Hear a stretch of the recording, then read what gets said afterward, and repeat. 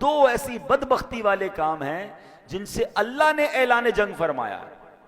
ایک ہے سود کا کام کرنے والا. ہاں اس کے قریب بھی نہ جائیے گا.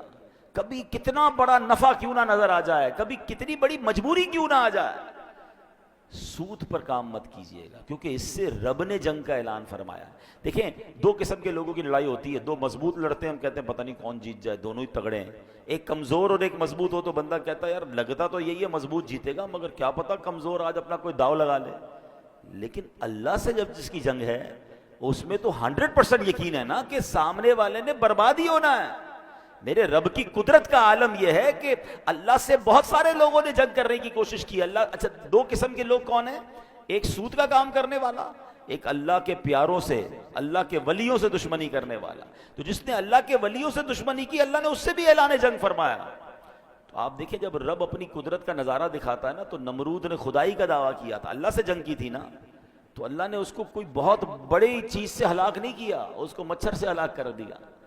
میرا رب وہ ہے کہ جب وہ چاہے تو اللہ اکبر پرندے چھوٹے چھوٹے ابابیل جن کے قدموں میں چھوٹے چھوٹے کنکر ہوں ان سے ہاتھیوں کے لشکر کے پرخچے اڑا دیتا ہے.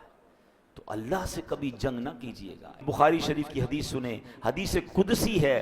اللہ فرماتا ہے من عادى لی ولیا فقد آذنتہ بالحرب, یعنی جو میرے کسی دوست سے دشمنی کرے میں اسے اعلان جنگ دیتا ہوں. تو کبھی بھی اللہ والوں سے نہیں لڑنا.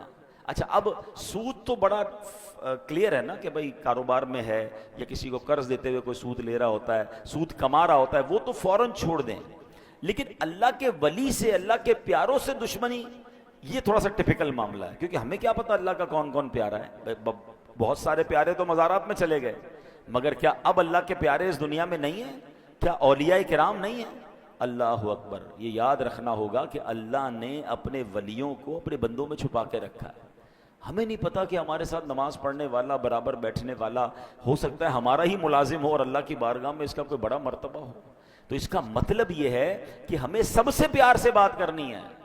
بلکہ حدیثوں میں تو ایسے الفاظ ملتے ہیں کہ کچھ لوگ ہوتے ہیں جن کے پرا گندہ بال ہوتے ہیں, میلے کچیلے کپڑے ہوتے ہیں, جن کو کوئی اپنی محفل میں نہیں بلاتا, وہ نہ آئے تو کوئی نوٹس نہیں کرتا, مگر اللہ کی بارگاہ میں ان کا وہ مقام ہوتا ہے کہ اگر وہ قسم اٹھا لیں کسی بات پر تو اللہ ان کی قسم کو پورا فرما دیتا ہے.